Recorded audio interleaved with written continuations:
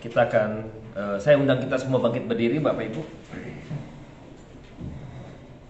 Kita akan berdoa terlebih dahulu. Bapa dalam surga, kami bersyukur untuk malam hari ini kami boleh kembali belajar kebenaran firman Tuhan. Kami mohon pimpinan daripada kuasa Roh Kudus-Mu agar kami boleh diberikan pencerahan. Biarlah pengertian-pengertian yang baru yang boleh menerangi hati dan pikiran kami, agar sesungguhnya kebenaran firman Tuhan boleh menanamkan sesuatu benih yang baik di dalam iman kami, sehingga iman kami boleh bertumbuh di dalam pengenalan akan Kau melalui firman Tuhan. Pimpin ucap bibir hamba-Mu ini, pakai pikirannya hingga boleh membawa setiap jemaat Tuhan mengerti kebenaran firman Tuhan dengan tuntas. Bapa di dalam surga, hamba-Mu serahkan juga untuk setiap rekan-rekan yang mungkin dalam perjalanan. Tuhan lindungi mereka, tutup bungkus mereka dengan darah-Mu yang kudus, limpahkan mereka dengan kemurahan-Mu sebagaimana Tuhan limpahkan kemurahan atas kami pada malam hari ini untuk kami boleh bersekutu. Tuhan pimpin kami dari awal, pertengahan hingga akhirnya.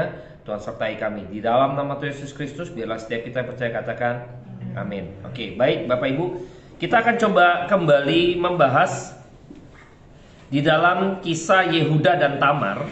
Di dalam Kejadian 38 kita akan baca bersama-sama Yehuda dan Tamar. Ini cukup panjang ya, satu pasal. Nanti kita akan bahas part by part ya. Kita akan coba bahas bagian per bagian supaya emang yang kita bahas ini sesuatu yang menarik. Sebenarnya di dalamnya terkandung hal-hal yang nanti dalam kehidupan kita tahu bahwa ini ada poin-poin penting yang harus kita pikirkan bersama-sama dalam kehidupan kita gitu ya. Oke, kita akan bahas dulu di bagian pertama. Baca di dalam Kejadian 38 ayat 1 sampai 5 ya. Ayat 1 sampai 5. Saya baca ganjil, Bapak Ibu genap ya. Yehuda dan Tamar. Pada waktu itu Yehuda meninggalkan saudara-saudaranya dan menumpang pada seorang adulam yang namanya Hira.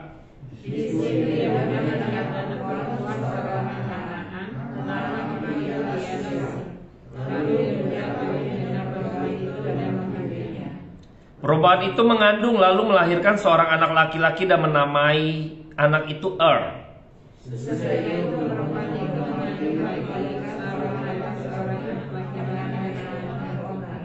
Kemudian perempuan itu melahirkan seorang anak laki-laki sekali lagi dan menamai anak itu Shelah. Yehuda sedang berada di Kezib ketika anak itu dilahirkan. Nah, jadi kita melihat bahwa ada peristiwa di mana Yehuda itu meninggalkan saudara-saudaranya ya. Pada bagian ini kita bisa melihat bahwa Yehuda itu tidak lagi berkomunitas di dalam saudara-saudaranya, yaitu Israel ya. Suku-suku Israel ya, ada Ruben dan kawan-kawan, Yusuf yang dijual lalu dia memisahkan diri di dalam kehidupan Yehuda. Yehuda mau lepas dari persekutuan saudara-saudara kelompoknya sebagai orang percaya ya. Dia menarik diri dari kelompok orang percaya yaitu Israel ya. Jadi ada Bani 12 suku Israel. Nah, di sini kita melihat bahwa ketika Yehuda keluar daripada persekutuannya, nah ini juga penting ya. Kita kalau di dalam situasi apapun,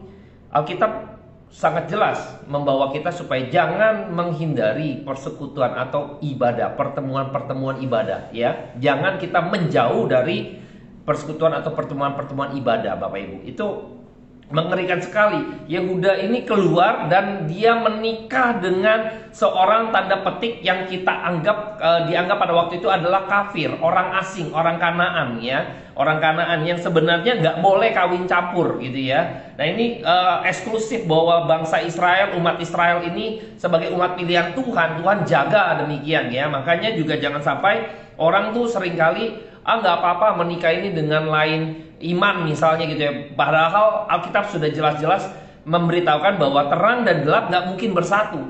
Kita yang sama iman saja susah Bapak Ibu ya. Susah Bapak Ibu. Saya sama istri saya satu iman, ribut juga Bapak Ibu dengan beberapa hal ya kan, punya konsepnya. Bayangkan satu iman Bapak Ibu masih sulit apalagi beda gitu kan. Kebayang Bapak Ibu ya kan. susah setengah mati. Apalagi misalnya, untung saya sama istri saya satu iman dan satu gereja, misalnya satu doktrin ya, masih mending ya. Ini enggak ya kan, gereja A, gereja B, doktrinnya beda ya kan, nanti begitu ribut ya kan, doktrinnya beda, ya repot lagi Bapak. Bayangkan satu iman tuh. Ya kan, kita mengalami kesulitan, dan Yehuda nggak peduli hal-hal itu. Ya, dia nggak peduli dia keluar dari satu komunitasnya, dia nggak peduli bahwa dia menikah dengan orang lain gitu ya, yang dianggap nggak boleh gitu kan. Dia nggak peduli. Ya, dia dituntun kedagingannya. Jadi kedagingannya menuntun dia untuk dia akhirnya menikahi yang namanya Tamar. Ya, Tamar ada 3 anak, Onan dan juga Sheila gitu ya. Ini menarik ya. Nah, di bagian kedua kita akan baca kembali di ayat 6 sampai ayatnya yang ke-11 ya. Ayat 6 sampai 11 Bapak Ibu genap, saya ganjil ya. 1, 2, 3. Sesudah itu Yehuda mengambil bagi anak sulungnya seorang istri yang bernama Tamar. Tetapi anak sulung Yehuda itu adalah jahat di mata Tuhan, maka Tuhan membunuh dia. Lalu berkatalah Yehuda kepada Onan, istri kakakmu itu, kawinilah dengan dia sebagai ganti kakakmu, dan tegaklah keturunan bagi kakakmu. Tetapi Onan tahu bahwa bukan ia yang empunya keturunannya nanti, sebab itu setiap kali ia menghampiri istri kakaknya itu, ia membiarkan maninya terbuang supaya ia jangan memberi keturunan kepada kakaknya. 10. Tetapi yang dilakukannya itu adalah jahat di mata Tuhan, maka Tuhan membunuh dia juga. Lalu berkatalah Yehuda kepada Tamar, menantunya itu, tinggallah sebagai janda di rumah ayahmu sampai anakku Sheila itu besar. Sebab pikirnya jangan-jangan ia mati seperti kedua kakaknya itu. Maka pergilah Tamar dan tinggal di rumah ayahnya. Nah ini menarik ya. Di poin ini ya. Jadi ceritanya si Yehuda punya anak namanya dia yang sulung ini, lalu dia carikan istri ya, lalu ketemu Tamar, lalu dinikahkan. Lalu setelah itu nggak taunya anaknya mati yang ya. Terus karena jahat ya, jahat di mata Tuhan. Anda bayangkan ya penderitaan Tamar nih ya. Nanti akan saya lihat kisah bagaimana penderitaan Tamar. Tamar menikah dengan itu dibunuh Tuhan karena dia itu jahat di mata Tuhan. Jadi jahatnya itu bukannya jahat relatif ya, enggak, bener-bener jahat gitu maksudnya. Maka Tuhan bunuh dia. Jadi kebayangnya Tamar punya suami itu mungkin KDRT gitu ya. Jadi jahat gitu ya di mata Tuhan. Kebayang ya, punya suami yang KDRT gitu ya. Kalau kita bilang orang main pukul, main tangan gitu ya. Nah ini kira-kira penggambarnya seperti ini. Maka Tuhan yang akan menghukum suaminya. Jadi saya melihat juga Tamar tuh, Tuhan melihat gitu penderitaan Tamar. Maka si itu Tuhan yang matiin loh. Bayangkan ya, zaman dulu kan gitu ya, nggak beres, Tuhan yang eksekusi gitu ya. Ini Tuhan yang bunuh ya, Tuhan yang bunuh. Nah yang menarik lagi adalah Onan.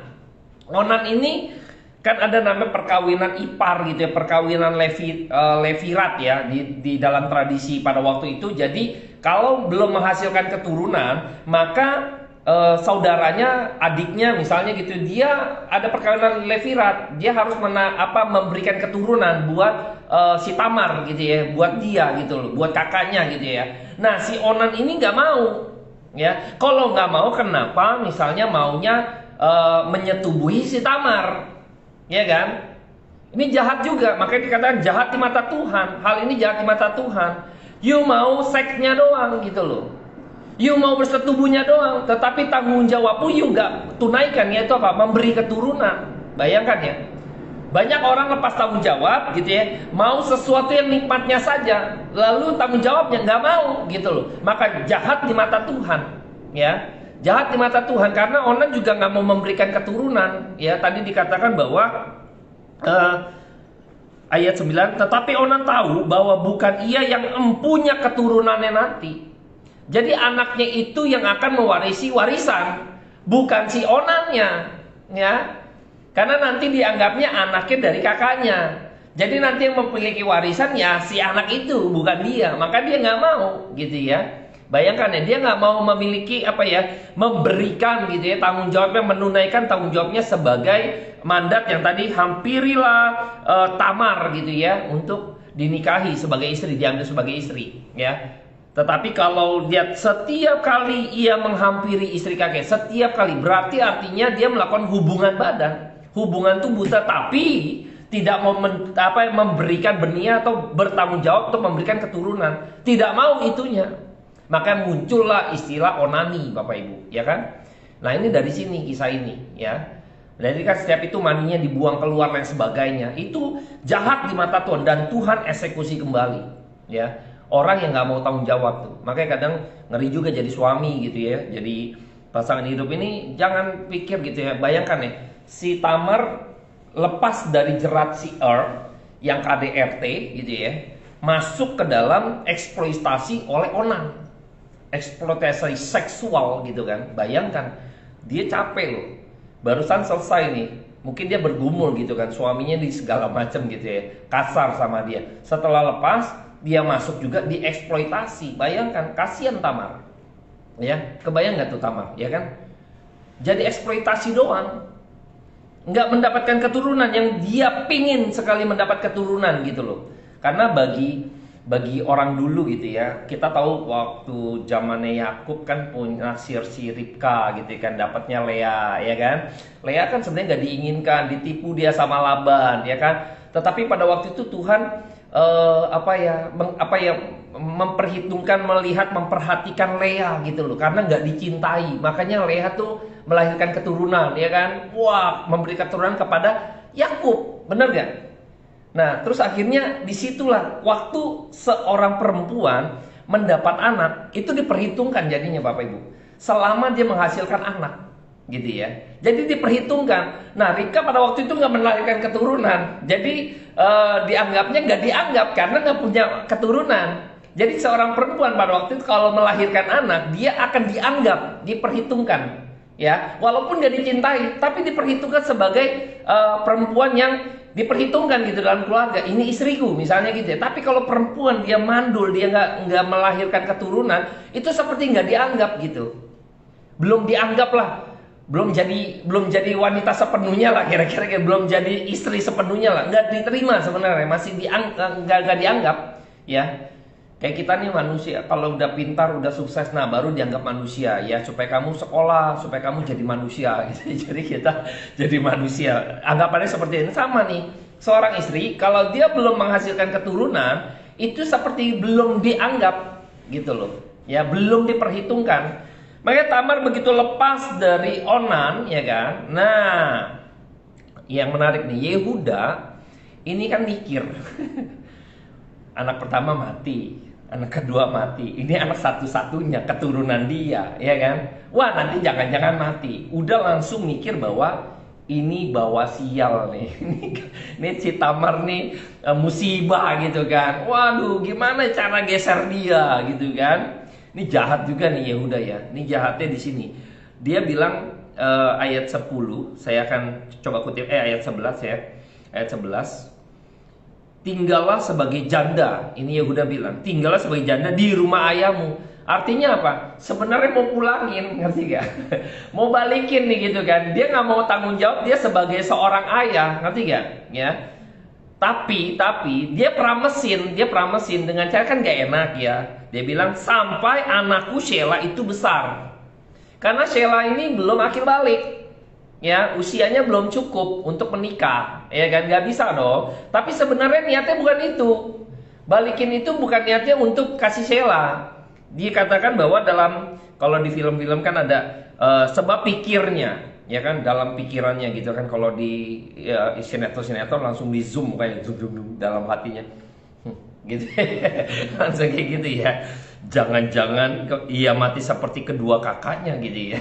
Ini kayak di zoom gitu, zoom gitu ya. Terus sinetron gitu ya, ada backsoundnya gitu kan. Jangan-jangan dia mati seperti kakaknya gitu ya.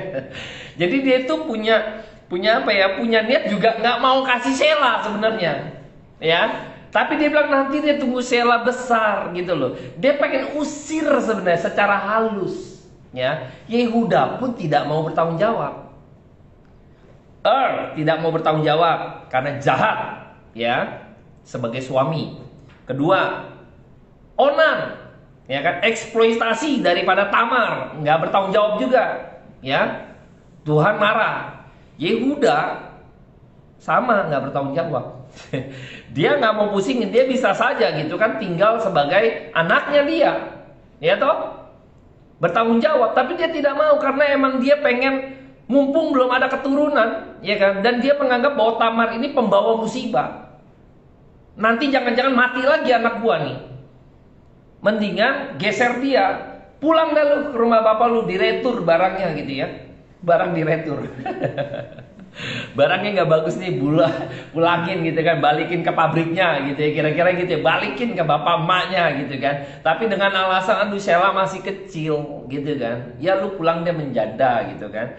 Dia nggak mau sebenarnya, tidak menginginkan Tamar lagi gitu loh ya. Dia berasa bahwa ini kutuk jadinya, si Tamar ini kutuk nih, pembawa sial lah kira-kira gitu ya. Dia nggak mau sebenarnya ya. Ini jahat juga Yehuda ya.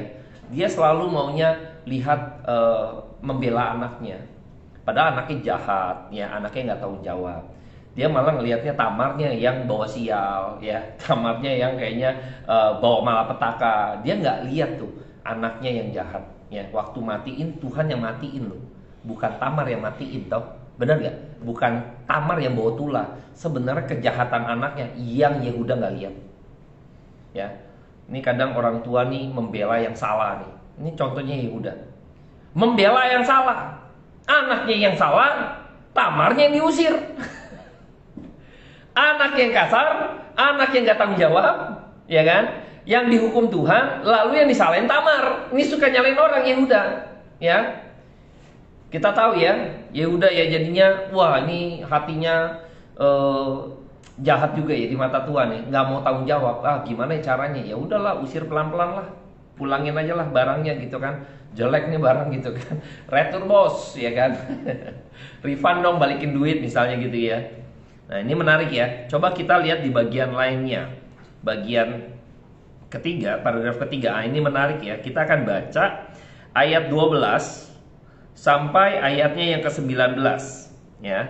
12 sampai 19. Saya akan baca yang ganjil, Bapak Ibu yang genap ya. 12 sampai 19. Ya nanti Bapak Ibu yang mulai duluan. Ayat 12 sampai 19. 1, 2, 3. Setelah beberapa lama matilah anak kedua istri Yehuda. Habis berlalu pergilah Yehuda ke Timna kepada orang-orang yang memiliki bulu domba dombanya bersama dengan Hira sahabatnya orang laki-laki. Ketika dikabarkan kepada Tamar, bapak mertuamu sedang di jalan ke Timna untuk menggunting bulu domba-dombanya. Maka dikatakannya pakaian perjanjiannya. Dia bertelokus dan berseru-seru lalu pergi masuk di Timna dan Hira berjalan di Timna. Tidak diberikan juga, lanjut kepada Sheila itu untuk.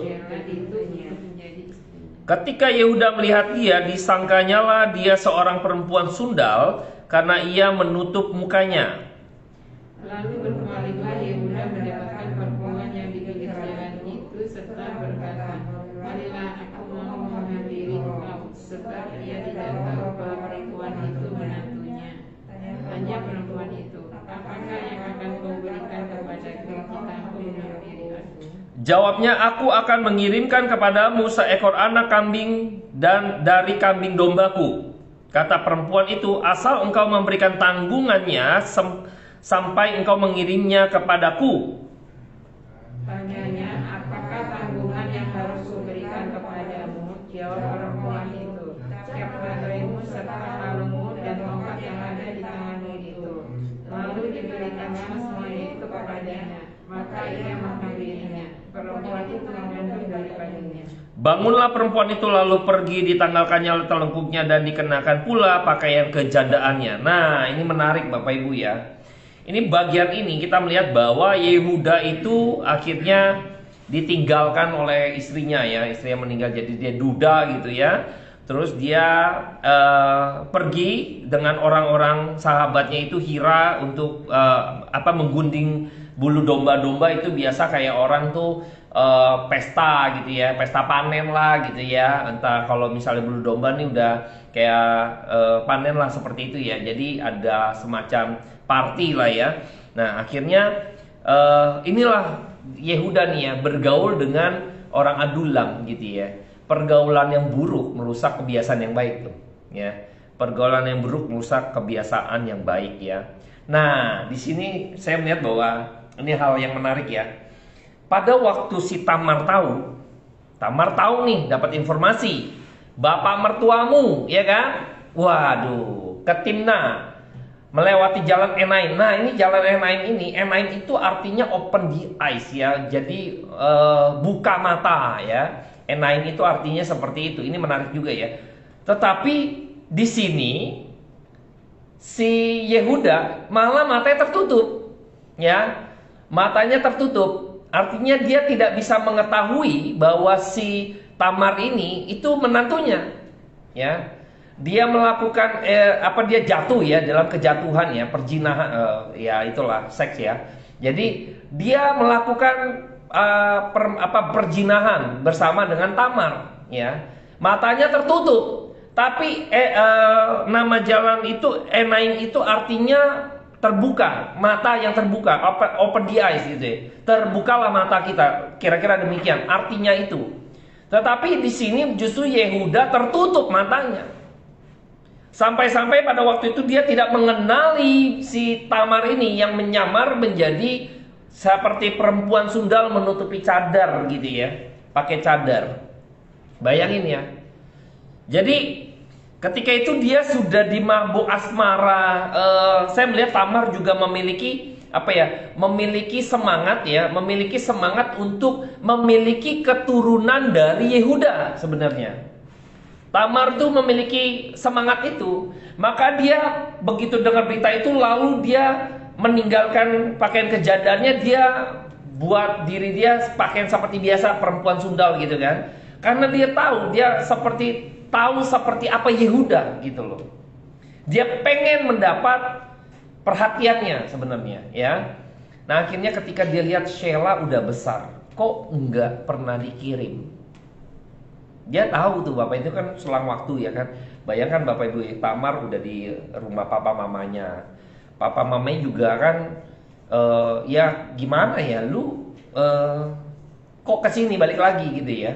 Kan dia sebagai orang tua, ya, pada waktu itu kan sudah serah terima, ya, maksudnya kasih uang uang susu gitu kan, biasa begitu, ya. Kan dianggapnya udah gitu loh, ya, bukan tanggung jawab si orang tua ini gitu, ya, dari perempuan. Jadi kalau lu balik lagi status janda begini juga beban daripada keluarga ini jadinya, ya. Jadi sebenarnya juga kasihan nih keluarga gitu kan. Bayangkan di posisinya nih, nggak enak. Ya udah lu harus balik ke rumah ayah lu, mana Shelanya segala macam, masukin segala macam.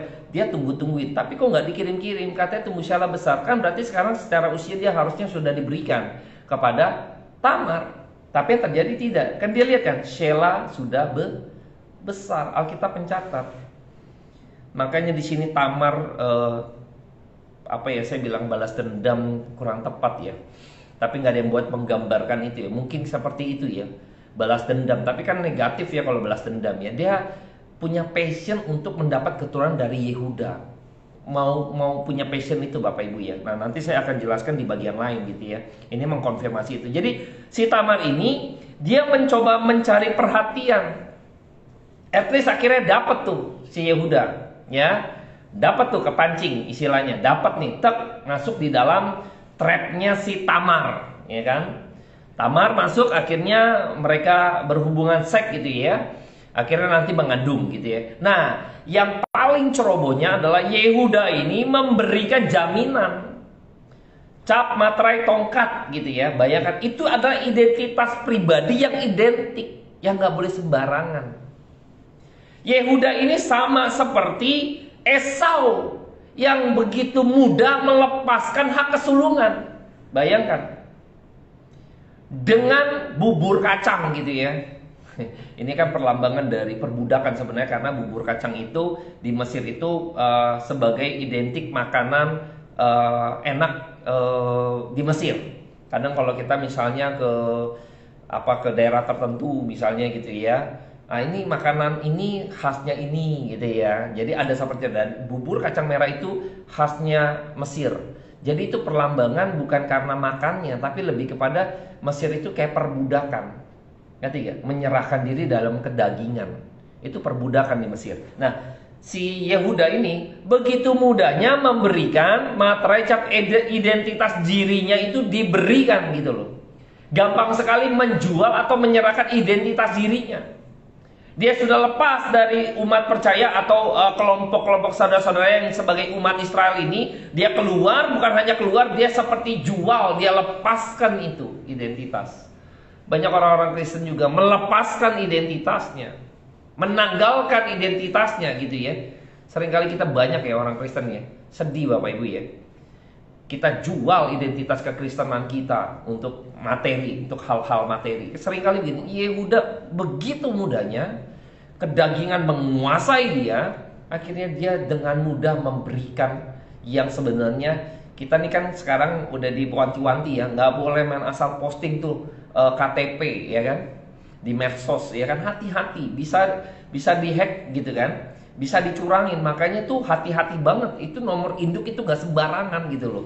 Kita tuh gak boleh main asal sekali foto posting gitu kan, KTP, semua tuh gak boleh tuh, hati-hati. Ini gampang sekali dia kasih, ya kan? Karena apa?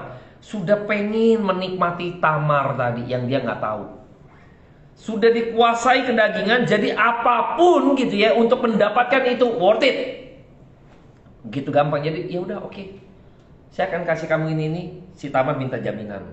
Betul? Oke nih identitas diri, bayangkan diri loh Bapak Ibu, dia berikan. Begitu bodohnya ya.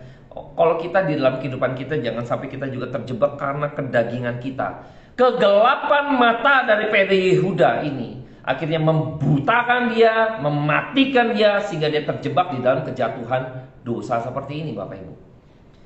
Ini ironis ya, namanya Enaim open the eyes, tapi dia close the eyes. Ya nggak bisa lihat. Bayangkan, ini gambaran yang menarik. Saya lihat, wah keren nih ya.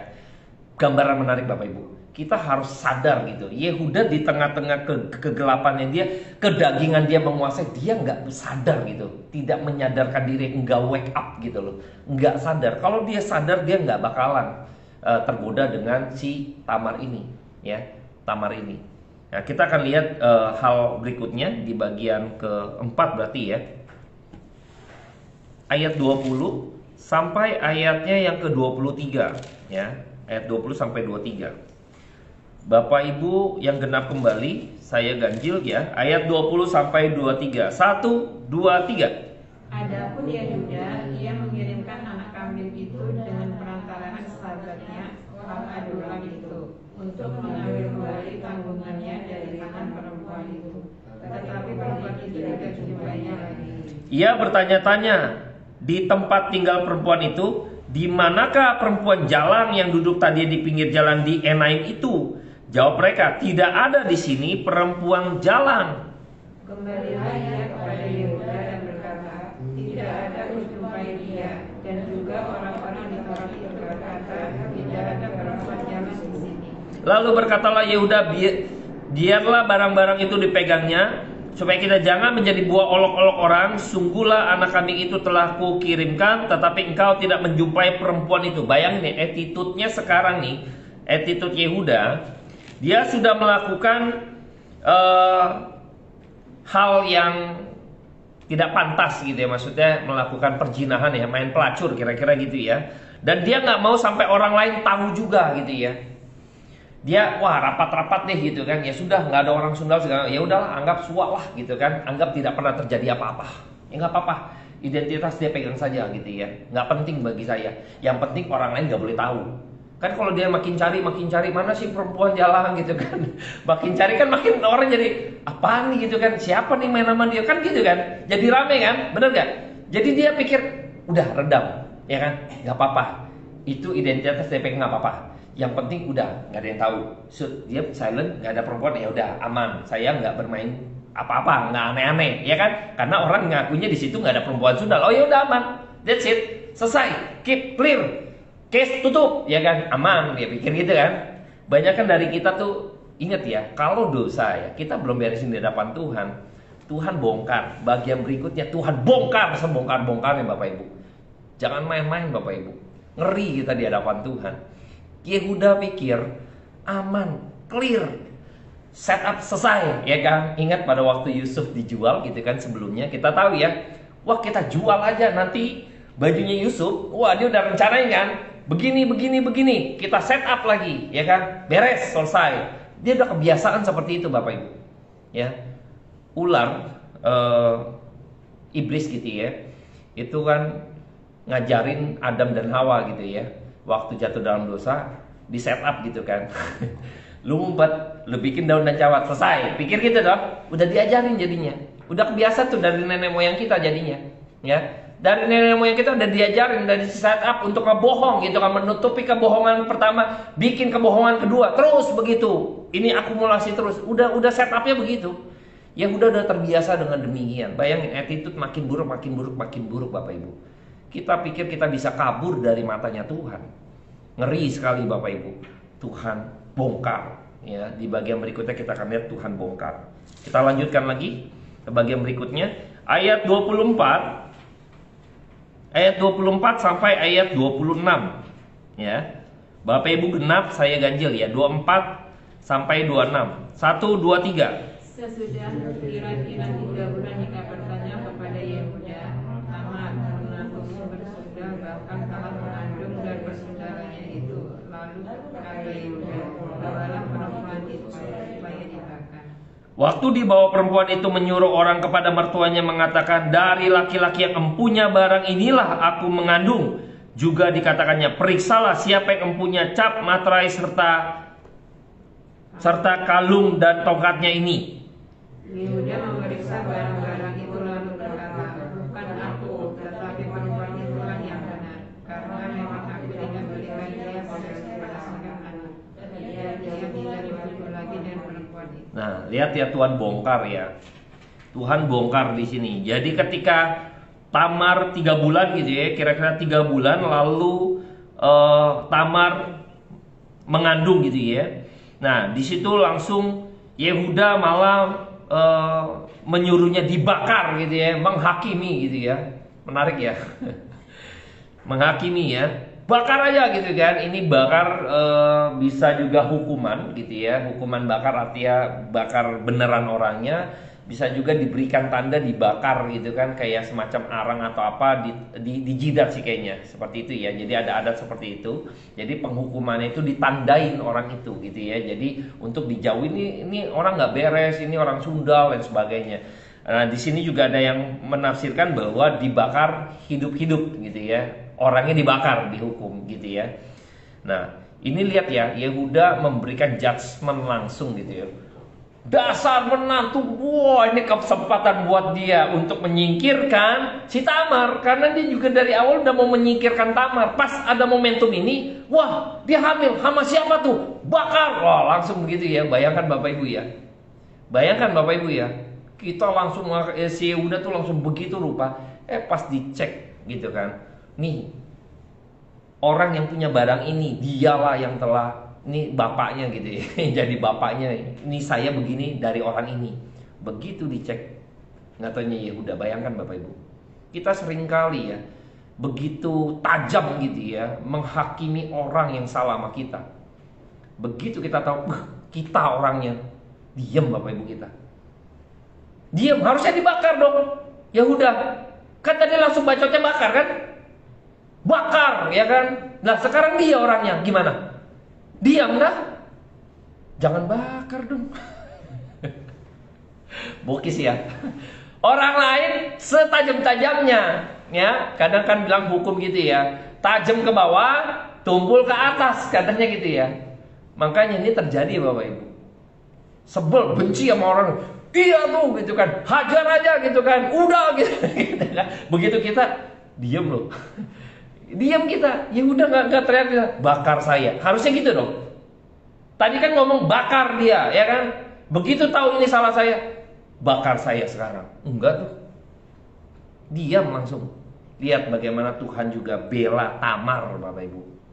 Pembelaan itu datang daripada Tuhan tuh. Kadang dengan caranya Tuhan. Jadi kita kadang di dalam kesulitan Tamar, kalau saya lihat memposisikan Tamar gitu ya. Terlepas dari bukan masalah dia licik gitu ya untuk ngejebak si Yehuda, bukan. Dia punya passion untuk menjadi bagian dari keturunan Yehuda. Ya, passion ini yang akhirnya harus ada di dalam orang percaya sebenarnya. Nanti kita akan bahas di bagian lain, ya, di bagian akhir ya. Nanti kita akan bahas anaknya dia. Tapi di sini yang menarik juga adalah Yehuda bertobat. Yehuda bertobat dikatakan di ayat 26, saya akan ulang buat setiap kita. Yehuda memeriksa barang-barang itu, lalu berkata, bukan aku, tetapi perempuan itulah yang benar. Dia sekarang tahu, sekarang Tamar nih benar. Ya, tadinya kan bakar, berarti Tamar salah toh. Sekarang perempuan ini benar, ya. Perempuan ini benar. Karena memang aku tidak memberikan dia Shelah anakku. Nah, dia keluarin kan. Waktu dia bilang tunggu Shelah besar. Ya kan? Di ayat di bagian sebelumnya benar nggak? Sebenarnya dia nggak mau kasih Shelah. Dia tahu kesalahan dia karena saya tidak memberikan Shelah kepada Tamar. Saya bohongin dia. Sekarang saya yang kena bohong gitu ya. Orang bohong dibalas bohong gitu Bapak Ibu ya. Orang bohong dibalas bohong gitu ya. Di sini ada pertobatan yang dilakukan oleh Yehuda. Yehuda mengakui, ya, pengakuan ini penting Bapak Ibu. Kita kadang salah ya, kita nggak mau ngaku kita salah Bapak Ibu ya. Banyak orang salah, malah yang salah yang ngotot ya. Yang salah tuh kayak orang benar gitu kan. Dia udah tahu salah, udah dia nggak ngotot, tapi dia nggak ngaku juga. Diam aja biasa saja. Ya kan, kayak nggak ada dosanya. Kan ngeselin gitu ya. Udah salah, ngotot, begitu dia udah tahu dia salah, oh gitu ya. Oh, ya udah dia belaga tuh. Nggak say sorry juga kadang, ya kan? Itu hati-hati Bapak Ibu ya. Itu kesombongan tuh Bapak Ibu, arogan. Yehuda Tuhan hancurkan, remukkan dia. Supaya apa? Dia ngaku, bersyukur Bapak Ibu. Nggak semua orang ketika Tuhan memberikan penghakimannya, orang sadar dan berbalik. Nggak semua orang loh, ya. Nggak semua orang demikian. Buktinya Yudas. Nah, ini nanti saya mau bandingin Yehuda, Juda kan, Judas gitu loh. Judas. Yudas juga jual Yesus tuh. Yehuda juga jual Yusuf, ya kan? Yehuda bertobat ketika dibukakan. Yudas itu juga dibukakan kan. Akhirnya dia menyesal, dia buang balik dong. Benar gak? Menyesallah Yudas. Tetapi dia gak bertobat Bapak Ibu. Gak bertobat. Ditunjukkan dari mana dia gak bertobat. Dia menyesal, tapi dia gak bertobat. Dia gak datang kepada Yesus. Dia gak kembali kepada murid-muridnya. Dia menghabisi dirinya sendiri. Itu menunjukkan dia arogan. Dia yang menentukan. Saya yang menentukan hidup mati saya. Bayangkan ya, itu bunuh diri, makanya kenapa pasti masuk neraka ya, atau tidak masuk surga ya. Orang yang bunuh diri itu masuk kategori orang yang melawan Tuhan karena dia menggantikan Tuhan, ya, memposisikannya, posisi Tuhan diganti sama dia untuk apa? Yang menentukan matinya seseorang, ya, dia yang tentukan. Nah, itu nggak berkenan di hadapan Tuhan dan itu masuk neraka lah. Nah, Yudas tidak kembali kepada kumpulan orang-orang murid-muridnya yang lain atau datang kepada Yesus gitu kan, dengan kumpulan pengikut Kristus, pengikut Yesus. Enggak, dia menghabisi dirinya sendiri, ya. Banyak orang kalau tahu salah tapi tidak mengakui kesalahan, itu masih arogan. Udah tahu salah gitu ya, ngotot lebih parah lagi gitu ya. Kalau udah tahu salah, ngotot lebih parah lagi. Ini nggak mengakui, itu berat tuh. Kalau kita tahu salah, kita mengakui, itu poin buat kita untuk turning point, untuk kita balik kepada Tuhan, mengalami pertobatan. Di sini dikatakan di ayat 26 bagian B.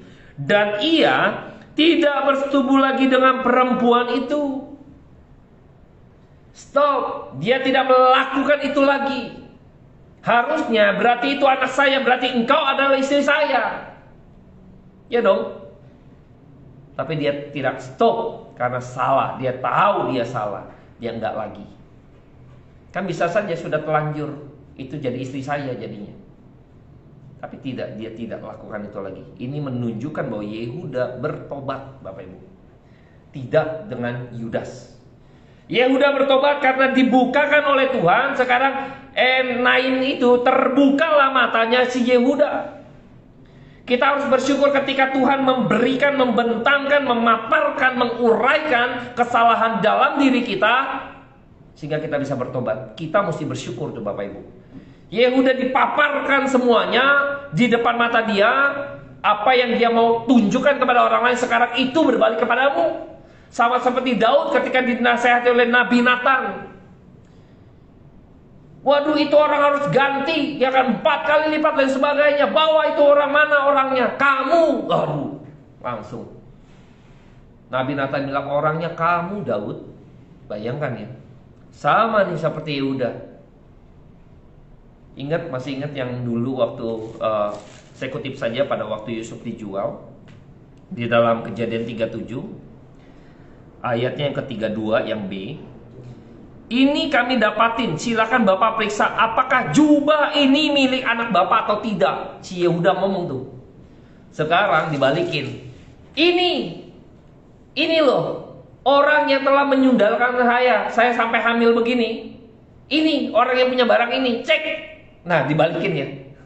Waktu yang minggu lalu dia yang bilang, ya kan? Sekarang dibalikin lagi. Ini ada bahasa gambar yang menarik Bapak Ibu. Benar-benar saya ngeliat ini kekayaan dari kebenaran firman Tuhan memaparkan kepada kita bahwa ini Yehuda dicatat gitu ya. Di sela-sela cerita Yusuf yang dijual gitu ya. Sebelum nanti Yusuf di rumah Potifar. Jadi sela-sela ini dicatat peristiwa Yehuda dan Tamar, ya. Ada maksud Tuhan, yaitu apa nanti kita bicara di bagian akhir, yaitu dicatat sebagai keturunan, ya, keturunan dari Kristus. Nah, ini yang menarik ya, sebagai bagian terakhir. Kejadian 38 kita kembali di bagian akhirnya, yaitu ayat 27 sampai ayat yang ke-30. Saya ganjil Bapak Ibu yang genap ya. Bagian akhir Kejadian 38 ayat 27 sampai 30. Pada waktu perempuan itu hendak bersalin, nyatalah ada anak kembar dalam kandungannya. Dan ketika ia bersalin, seorang dari anak itu mengeluarkan tangannya, lalu diberikan dengan lidah, diikatnya dengan benang Mesir, serta berkata, inilah yang lebih dahulu keluar. Wah, ini yang lebih dahulu keluar ya, ditandain dulu. Ketika anak itu menarik tangannya kembali, keluarlah saudaranya laki-laki dan bidan itu berkata, alangkah kuatnya engkau menembus keluar. Maka anak itu dinamai Peres. Sesudah itu keluarlah saudaranya laki-laki yang tangannya telah terikat benang misi itu, lalu kepadanya diberi nama Zera. Nah, itu menarik ya. Alangkah kuatnya engkau menembus keluar. Jadi seperti Esau dan Yakub, ya. Esau dan Yakub yang lagi itu Yakub pegang gitu ya. Yakub yang sebenarnya anak bungsu menjadi yang sulung. Ketika itu Esau yang sulung justru menjual kesulungannya. Ini passion daripada Tamar ini terkonfirmasi dari anak yang dilahirkan, Peres, ya.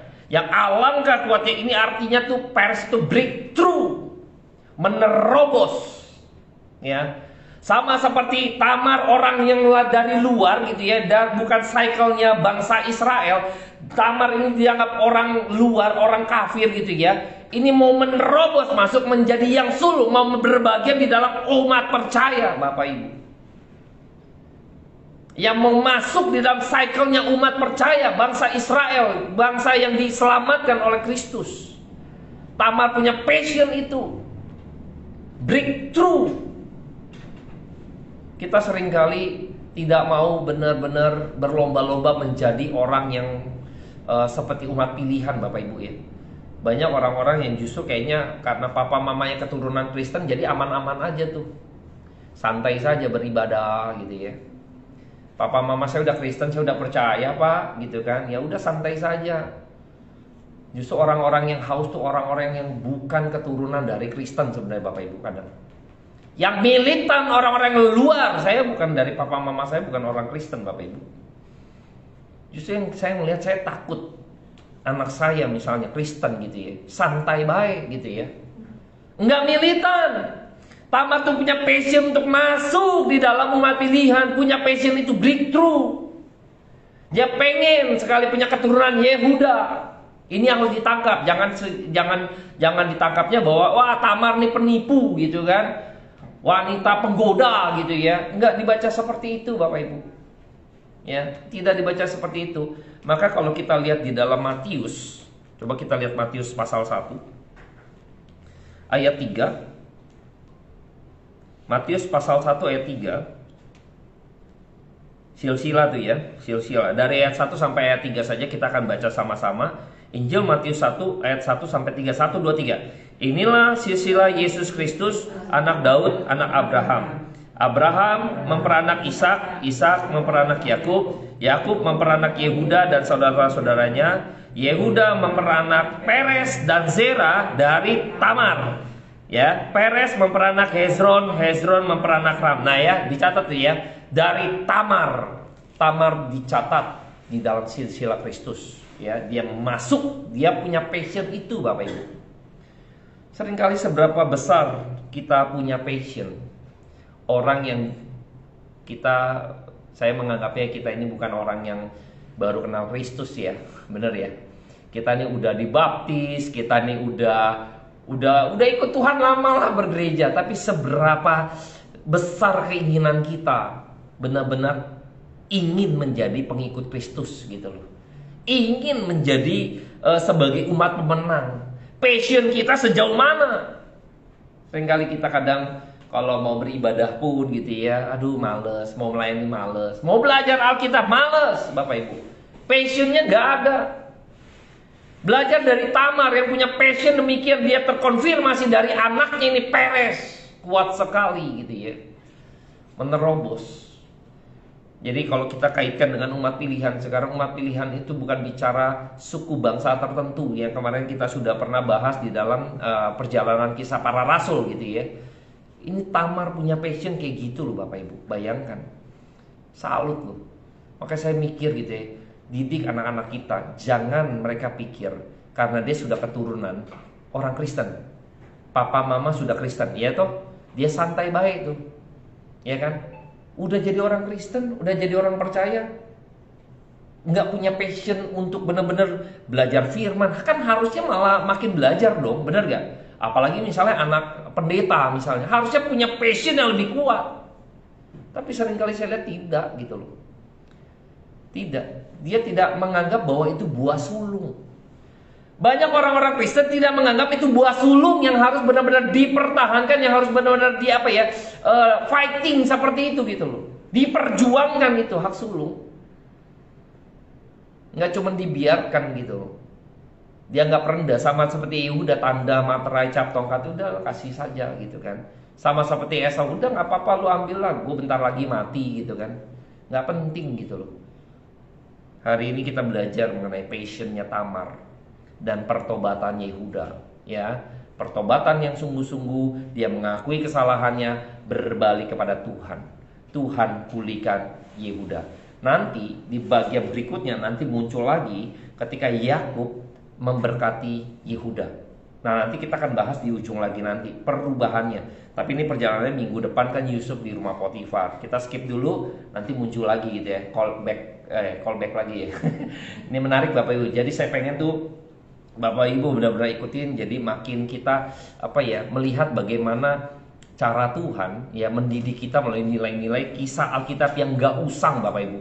Jangan pikir ini kisah usang Bapak Ibu. Ketika kita baca lagi gitu ya, saya terus terang ya, ketika persiapin tema ini gitu ya, tema-tema Yusuf ini, itu banyak hal yang akhirnya saya harus gali lagi, makin dapat lagi gitu loh. Ya, saya berharap passion kita juga begitu ya, sama seperti Tamar. Punya passion untuk benar-benar mau menjadi yang sulung gitu ya, fight sampai mau jadi yang sulung. Mari kita berdoa. Bapak, terima kasih untuk kesempatan malam hari ini. Hamba selesai berkata-kata, tapi biarlah kebenaran firman Tuhan terus boleh berseru-seru di dalam hati kami, sehingga kami boleh diberkati dan senantiasa diingatkan. Mata kami biarlah tetap terbuka dengan kesadaran, sehingga kami belajar dari peristiwa Yehuda dan Tamar, untuk kami boleh memiliki pertobatan yang sungguh, agar mata kami tidak menjadi kabur, tetapi kami memiliki mata rohani yang begitu jelas, terang benderang, mengetahui mana dosa, mana yang berkenan di hadapan Tuhan dan mana yang tidak. Dan biarlah kami memiliki passion seperti Tamar Tuhan, untuk kami boleh mau belajar memperjuangkan menjadi anak-anak yang sulung sebagai umat percaya, umat pilihan. Untuk kami boleh terus menggali kebenaran firman Tuhan untuk pertumbuhan iman kami dalam kehidupan kami sementara ini ya Bapa. Dan pujilah nama Tuhan kekal selama-lamanya sampai selama-lamanya. Amin. Oke, saya akan